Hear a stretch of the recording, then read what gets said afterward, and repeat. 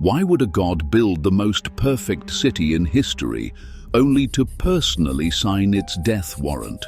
Answering that reveals that for 2,000 years, we've been asking the completely wrong thing about Atlantis. The true question, the one that unlocks the entire mystery, is not a question of geology, but of theology. It is not where did it go, but why was it taken? Because Atlantis was not lost to a natural disaster. It was repossessed. This was not an accident. It was a judgment. The story of Atlantis begins not with a city, but with a god. Poseidon, lord of the seas, was granted this island dominion in the primordial division of the world. And here he did something remarkable. He fell in love with a mortal woman, Clito, and to protect her, he sculpted the island into a paradise. He carved concentric rings of land and sea, a perfect, divine fortress. Imagine you are standing in that city at its dawn. The air itself hums with a power you can feel on your skin. Great canals, wider than rivers, gleam in the sun, carrying ships from the outer sea directly to the central citadel. Towers capped in a mysterious, fire-gleaming metal called orichalcum scrape a sky of impossible blue. This is a city built by a god for his children. The first kings of Atlantis were not merely men. They were demigods, the 10 sons of Poseidon and Clito, and their father gave them one single sacred law. It was the constitution of their souls, the bedrock of their power. They were to rule with virtue, to judge with wisdom, and above all, to never let the divine nature within them be overcome by mortal greed. So long as they honored this law, their kingdom would be an eternal testament to divine order. For generations they did. The chronicles say that they despised everything but virtue, that they thought little of their vast stores of gold, viewing them as a burden.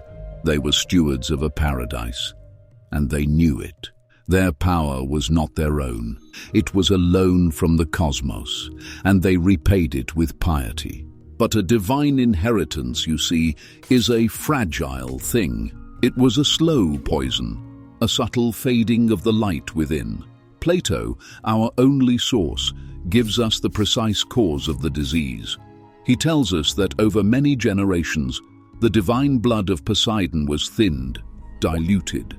As the kings and their people mixed with mortals, the divine portion of their soul became faint.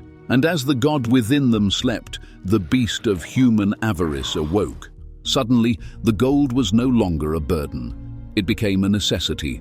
The temples, once places of quiet reverence, became showcases of obscene wealth. The kings, once wise judges, became tyrants obsessed with power. The virtue that was the foundation of their city was ground into dust under the heel of ambition. This was the first crack in the foundation of the world, not in the earth, but in their character. Why did this happen? Because they forgot. They looked upon the works of their own hands, the canals, the temples, the invincible navy, and they began to believe they were the architects of their own grandeur. They forgot the divine source of their prosperity.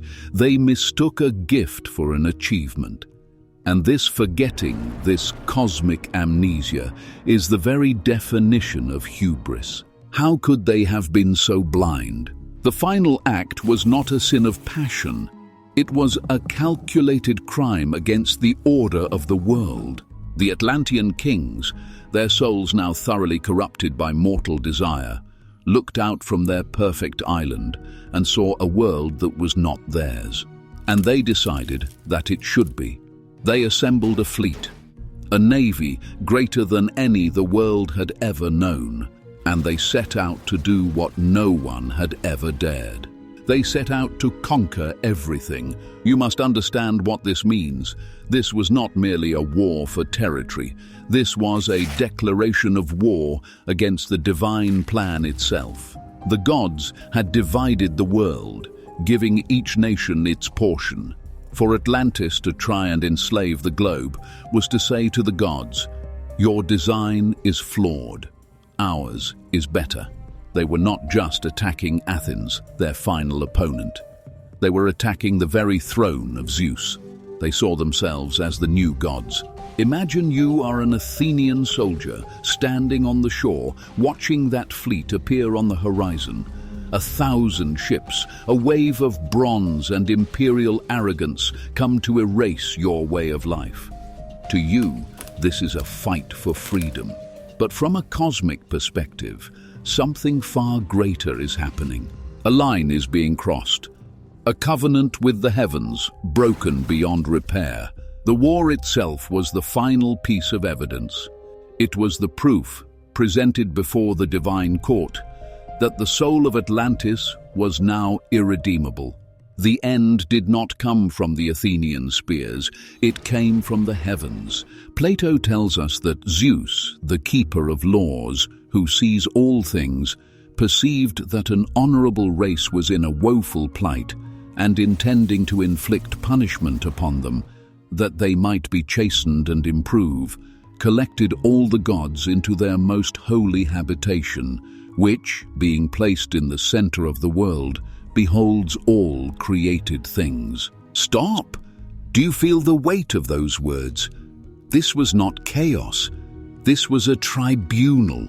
The debate in that divine council is lost to us, but the verdict echoes through eternity. The kings of Atlantis had violated their sacred trust. They had taken the gifts of a god and twisted them into weapons of conquest and greed. They had tried to overturn the balance of the world, and the world in turn moved to restore it. What really sank Atlantis? It was the hand of its own creator. The earthquakes that shattered its foundations, the floods that scoured its cities from the earth. These were not random acts of a mindless planet. They were the precise, surgical tools of divine justice. The earth and the sea were merely the executioners, carrying out a sentence passed down from the cosmos. The city built by Poseidon was unmade by his power. The island he raised from the sea for love was taken back by the sea in judgment. The final, terrible irony is that the very source of their power, the ocean, became the instrument of their annihilation, and in a single day and a single night, the case was closed. The evidence, the city, the civilization itself, was buried under miles of water, hidden from the eyes of mortals forever, not to create a treasure map for future generations, but to serve as a memorial, a tombstone for an entire world. So why does this story still haunt us? Why does the name Atlantis still whisper to something deep within our collective soul? Because it is not a story about a place. It is a story about us. It is a timeless parable, a prophecy written in the past tense. It serves as a permanent warning, etched into the memory of mankind, that greatness is not measured in gold or in power. It is measured in virtue. It reminds us that any civilization, no matter how advanced, how wealthy, how seemingly invincible, carries within it the seeds of its own destruction. The story of Atlantis is a mirror, and in it, we are forced to see the terrifyingly thin line between ambition and hubris, between being stewards of the world and believing we are its masters. The cold case of the lost city was never about finding a location on a map.